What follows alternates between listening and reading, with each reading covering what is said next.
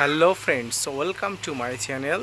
দেশ এবং দেশের বাইরে থেকে যারা আজকে আমার ভিডিওটি কন্টিনিউ করেছেন প্রত্যেককে gardener TRIPS with Kamal YouTube চ্যানেলে স্বাগতম। তো ফ্রেন্ডস, বিগত দিনে যারা আমার ভিডিওগুলো কন্টিনিউ দেখেছেন তারা জানেন যে ছাদ বাগানে আঙুরের প্রচুর পরিমাণ ফলন আমি ফলিয়েছি। তো আজকে এই জুলাই মাসে উপনীত হয়ে আপনাদের দেখাবো যে আমার ছোট গাছের থেকে শুরু করে বড় গাছগুলোতে আমি কি সার প্রয়োগ করব বা কি সার প্রয়োগ করতে হবে, এই সময় মিশ্র সার থেকে শুরু করে কি রাসায়নিক সার ছাদ বাগানে গাছের গোড়াতে অর্থাৎ আঙুর গাছের গোড়াতে দেব, কি তরল খাবার এই সময় গাছের গোড়াতে দিলে গাছ আগামী সিজনের জন্য প্রচুর পরিমাণ শক্তি যোগান দিয়ে প্রচুর পরিমাণ বৃদ্ধি হয়ে উঠবে। তো সব কিছু থাকছে আজকের ভিডিওতে, মনোযোগ সহকারে ধৈর্য নিয়ে দেখতে থাকুন, অবশ্যই উপকৃত হবেন। তো ফ্রেন্ডস, ছাদ বাগানে গাছেদের মোটামুটি বছরে 3 থেকে 4 বার খাবার দিতে হয়। অর্থাৎ মিশ্র খাবার বলুন আর রাসায়নিক খাবার বলুন, মোটামুটি নির্দিষ্ট একটা মাসের গ্যাপে গ্যাপে খাবার দিতে হয়। তো আপনারা আমার ছাদ বাগানে যে হিউজ পরিমাণ আঙুর হয়েছিল যে গাছটি, বর্তমানে ঠিক আপনারা সেই গাছটি দেখছেন এবং এই গাছটি আমার সম্পূর্ণ মাটির সঙ্গে জয়েন করা। অর্থাৎ আমার গাছটি একটি ক্যারেটে থাকলেও গাছটির শিকড় মাটির সঙ্গে একদম সংযোগ হয়ে গেছে। এর প্রমাণটা যদি আপনারা দেখতে চান অবশ্যই আমি দেখাবো। আপনারা দেখতে পাচ্ছেন এই যে ক্যারেটটা ছিদ্র করে এই শিকড়টা কিন্তু এখানে চলে গেছে। পাশাপাশি এখানে আরও যে শিকড়গুলো আছে আপনারা দেখতে পাচ্ছেন, জাস্ট লাইক এখানে এই শিকড়গুলো কিন্তু মাটির সঙ্গে সংযোগ হয়ে গেছে। আর এই কারণেই কিন্তু গাছটির কিন্তু প্রচুর পরিমাণ গ্রোথ হয়েছে, পাশাপাশি কিন্তু গাছটি প্রচুর পরিমাণ ফল দিতে সক্ষম হচ্ছে। এর পাশাপাশি আমার এই যে পাশে এখানে আরও 2টি প্রজাতির আঙুর আমি একই পদ্ধতিতে আমি রোপণ করেছি। একটি হচ্ছে ব্ল্যাক আঙুর এবং একটি হচ্ছে ক্রিমসন গোল্ড আঙুর। এই 2টি আঙুরই কিন্তু আমি একই সঙ্গে রোপণ করেছি, একই পদ্ধতিতে রোপণ করেছি এবং একই পন্থা অবলম্বন করে একই পদ্ধতি মাটি তৈরি করে কিন্তু রোপণ করেছি। তো এবার আসুন, এই গাছে এই সময় খাবার দেওয়ার প্রয়োজন। দেখুন, আঙুর গাছ প্রচুর পরিমাণ খাবার খেতে পছন্দ করে এবং এই গাছটি কিন্তু বহু বর্ষজীবী উদ্ভিদ। গাছটি যদি একবার সঠিকভাবে আপনি তৈরি করতে পারেন, বহু বছর সন্দর্পণে কিন্তু আপনাকে ফলন দিয়ে যাবে, যদি আপনি সঠিকভাবে সঠিক সময়ে খাবার দিতে পারেন, পরিচর্যা করেন, পাশাপাশি গাছের সামগ্রিক যে পরিচর্যাগুলো আছে সেইগুলো যদি করতে পারেন। তো এই সময় বর্ষাকাল অর্থাৎ জুলাই মাসের প্রাক্কাল, কখনো কখনো এই সময় বৃষ্টি হচ্ছে, আবার কখনো কখনো আবার প্রচণ্ড রৌদ্র হচ্ছে। যেমন এই সময় প্রচুর পরিমাণ রৌদ্র আপনারা দেখতে পাচ্ছেন, কয়েকদিন আগে প্রচুর বৃষ্টি হয়ে গেছে। ঠিক এই সময়টায় অর্থাৎ বর্ষার প্রাক মুহূর্তে এই সময় কিন্তু আপনার গাছে শেষবারের মতো বর্ষাকালের আগে খাবার দিতে হবে। তো কি খাবার দিতে হবে? এই খাবারের মধ্যে অবশ্যই আপনাকে মিশ্র খাবার রাখতে হবে। এই মিশ্র খাবারের মধ্যে কি রাখতে হবে? এই মিশ্র খাবারের মধ্যে শিংকুচি, নিমখোল, হাড় গুঁড়ো, ভার্মিকম্পোস্ট, সঙ্গে এসওপি, বাদাম খোল ইত্যাদি ইত্যাদি খাবারগুলো রাখতে হবে। এবং আপনাদের প্রত্যেক ভিডিওতে কিছু আমার সাবস্ক্রাইবার বন্ধুরা কমেন্টস করেন যে কত পরিমাণ খাবার আমি দেব, সেটি যদি আমি বলি। ফ্রেন্ডস, দেখুন, আমার এই গাছটি মোটামুটি একটা বড় পাত্রে দেওয়া আছে, মোটামুটি 10 ইঞ্চির বড় একটা পাত্রে দেওয়া আছে। এই যে পাত্রটি, এই পাত্রটিও কিন্তু 10 ইঞ্চির বড় পাত্রে দেওয়া আছে। এই বড় পাত্রে দেওয়ার কারণ একটাই, যে আঙুর গাছ বহু বর্ষজীবী এবং এটি অনেক বছর বেঁচে থাকে। এর শিকড় কিন্তু প্রচুর পরিমাণ মাটির সঙ্গে সংযোগ হয়ে যায়, তাই এই গাছটি কিন্তু রিপোর্টিং করার সুযোগ খুবই কম। আপনি যদি টবের মাটিতে করেন, অল্প পরিমাণ আঙুর আপনি ফলাতে পারবেন, হিউজ পরিমাণ আঙুর কিন্তু আপনার ফলবে না। এটা কিন্তু আমি ব্যক্তিগতভাবে বলছি, কারণ যে গাছটা মাটির সঙ্গে সংযোগ থাকে সেই গাছটা কিন্তু হিউজ পরিমাণ ফল দিতে পারে। টবের গাছে একটা নির্দিষ্ট পরিমাণ মাটিতে কিন্তু আপনি যথেষ্ট পরিমাণ ফল পাবেন না।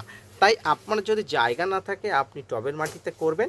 আপনার যদি জায়গা থাকে আমি আপনাকে রিকোয়েস্ট করব এই ধরনের একটি ক্যারেট করুন এবং মাটিতে দিন, মাটির সঙ্গে সংযোগ রক্ষা করে আপনার গাছটা দ্রুত বাড়াবেন। হ্যাঁ, এরপরে যেটা বলছিলাম খাবার দেওয়ার কথা, এই যে পাত্রগুলো, এই সাইজের পাত্রগুলোতে সবসময় আপনারা 400 থেকে মোটামুটি 500-700 পরিমাণ খাবার দিতে পারেন, যেহেতু এটি একটা পূর্ণাঙ্গ গাছ। এবং এই যে ছোট গাছ আছে, এই রকম একটা পাত্রে আপনারা মোটামুটি 2 থেকে 300 পরিমাণ খাবার দিতে পারেন।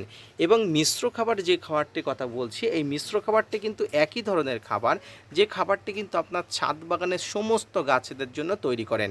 অর্থাৎ নিমখোল, শিংকুচি, হাড়গুঁড়ো, ভার্মি কম্পোস্ট আপনাকে 15 থেকে 20 দিন একসঙ্গে মিক্স করে রেখে যে খাবারটি তৈরি হবে, ঠিক সেই খাবারটি কিন্তু আপনাকে দিতে হবে। তো 10 ইঞ্চি টবের ক্ষেত্রে আপনারা 1 থেকে 2 মিষ্টি পরিমাণ দিতে পারেন। এবার আসি এই খাবারে কিছু তরল সার। আমি এর আগেও একটা ভিডিও তৈরি করার সময় বলেছিলাম, আঙুর গাছে যদি সবচেয়ে গুরুত্বপূর্ণ এবং পুষ্টিকর কোনো খাবার থেকে থাকে, সেটি হচ্ছে তরল খাবার। আর তরল খাবারের মধ্যে প্রথম যে খাবারটি আছে সেটি হচ্ছে রক্ত মাংস ধোয়া জল। বাড়িতে আমরা মাছ মাংস প্রতিনিয়ত ব্যবহার করি, যদিও যারা নিরামিষ তাদের ক্ষেত্রে বিষয়টা আলাদা। যারা আমরা প্রতিনিয়ত মাছ মাংস খেয়ে থাকি, তাদের এই রক্ত জল বাড়িতে উচ্ছিষ্ট রক্ত জল থেকে থাকে, এই রক্ত জলটা ফেলে দেবেন না, এই রক্ত জলটা প্রতিনিয়ত গাছের গোড়াতে দেবেন। আপনি ম্যাজিকের মতো ফল পাবেন। অন্তত আমাকে বিশ্বাস করে গাছের গোড়াতে দিয়ে থাকুন। কিছুদিন আগে আমার কাছ থেকে আমার একই বন্ধু খাবার হিসাবে এই যে প্রক্রিয়াটা জেনে নিয়ে গেছিলো এবং আমার কাছ থেকে চারা গাছ সংগ্রহ করে নিয়ে গেছিলো। গতকালই সে আমাকে ফোন করে আমাকে ধন্যবাদ জানিয়েছে যে আমার প্রসেস দেওয়া, অর্থাৎ আমার দেওয়া তথ্য সে অ্যাপ্লাই করার পরে গাছটি প্রচুর পরিমাণ বড় হয়ে গেছে। এটি একটা আলাদা পাওনা ছাদ বাগানি হিসাবে।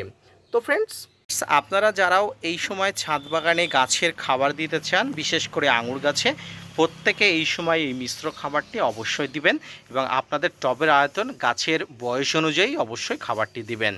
এবং এই সময় রক্ত জল যে জলটি আর থাকে আপনার বাড়িতে হয়, সেই জলটি আপনারা সপ্তাহে একবার করে দিতে চাইলে অবশ্যই দিতে পারেন। যদি প্রতিদিন দিতে পারেন তাহলেও কোনো অসুবিধা নেই, এই সময় আপনি অবশ্যই গাছে খাবার দিতে পারেন। তো ফ্রেন্ডস, এরপরে আসি গাছে কিছু স্প্রে ফার্ম। যেহেতু বর্ষাকাল, এই সময় গাছে ফাঙ্গাসের আক্রমণ করতে পারে, তাই এই সময় পাতাতে বিভিন্ন ছোপ ছোপ দাগ, জাস্ট লাইক এই সময় দেখতে পাচ্ছেন বিভিন্ন রোগাক্রান্ত পোকার আক্রমণ হতে পারে, ফাঙ্গাসের আক্রমণ হতে পারে। তাই এই সময় আপনি একটি ভালো মানের ফাঙ্গিসাইড, জাস্ট লাইক ব্লাইটক্স, বিভিন্ন ধরনের যে ব্লু কপার, ব্লাইটক্স, সাপ যে ফাঙ্গিসাইডগুলো আছে, সেই ফাঙ্গিসাইডগুলো আপনি সপ্তাহে একবার করে স্প্রে করে দিলে কিন্তু খুব ভালো কাজ হয়। এই ধরনের খাবারগুলো দেওয়ার পরে আপনার গাছগুলো তরতর করে বেড়ে উঠবে। আপনি এই গাছটি দেখুন, মাত্র 2 মাসের একটি গাছ প্রায় 6 ফুটের কাছাকাছি লম্বা হয়ে গেছে। আপনারা দেখতে পাচ্ছেন, সত্য মিথ্যা আপনারাই দেখতে পাচ্ছেন। এখানে এই একটি গাছ আছে, যে গাছটির মাথাটা আপনি অবশ্যই ফলো করছেন, সেই উপরে গাছে। পাশাপাশি এখানে আরও একটি গাছ আছে, যে গাছটি কিন্তু একই পরিমাণ লম্বা হয়েছে। তো এই মিশ্র খাবার দেওয়ার পরে আপনার কিন্তু গাছের এই ধরনের অবস্থা হবে, অর্থাৎ তরতর করে বাড়বে। আগামী সিজনের জন্য গাছটি উপকৃষ্ট হয়ে উঠবে খাবারের জন্য। তো ফ্রেন্ডস, আজকের ভিডিও থেকে আপনি যে তথ্য পেলেন, অর্থাৎ গ্রীষ্মকালের পরে যে বর্ষাকাল, অর্থাৎ জুলাই মাসের প্রাককালে আপনার আঙুর গাছে যে খাবার দিতে হতে পারে, অর্থাৎ মিশ্র খাবারের যে পরিমাণ এবং মিশ্র খাবার কী কী দিতে হবে, তাই নিয়ে আজকের যে ভিডিওটি অবশ্যই কেমন লাগলো জানাবেন। পাশাপাশি gardener TRIPS with Kamal YouTube চ্যানেলকে সাপোর্ট করবেন। এবং আমি সবসময় আপনাদের বলি, মাটি তৈরির সময় সবসময় পাথুরে মাটি তৈরি করবেন। এই পাথুরে মাটি তৈরি করার অনেক গুণাগুণ আছে। যেহেতু আঙুর গাছ যে প্রাকৃতিক পরিবেশ বা ভৌগোলিক পরিবেশে পালন করা হয় বা গড়ে ওঠে, সেটি কিন্তু পাথুরে এলাকায়, তাই আপনাকে কৃত্রিমভাবে পাথুরে মাটি আপনাকে তৈরি করতেই হবে। এই পদ্ধতিতে টবের মাটি বা আপনার যেখানে মাটিতে গাছ রোপণ করবেন, প্রত্যেকটা মাটির কাছে আপনার কিন্তু পাথুরে মাটির সংযোগ রাখবেন, তাহলে কিন্তু আরও ভালো গাছ বেড়ে উঠবে। তো আজকের এই তথ্যটি কেমন লাগলো অবশ্যই কমেন্টস বক্সে জানাবেন। পাশাপাশি অবশ্যই আপনারা যদি আমার একটা হোয়াটসঅ্যাপ গ্রুপে জয়েন হতে চান, আমার হোয়াটসঅ্যাপ গ্রুপ আমার কমিউনিটি পোস্টে দেওয়া আছে, আপনারা আমার হোয়াটসঅ্যাপ গ্রুপে জয়েন হয়ে পারেন। আপনারা যাবতীয় গাছ সম্পর্কিত তথ্যর সমাধান আমি করে দেবো। ভিডিওটি মনোযোগ সহকারে দেখার জন্য অসংখ্য ধন্যবাদ।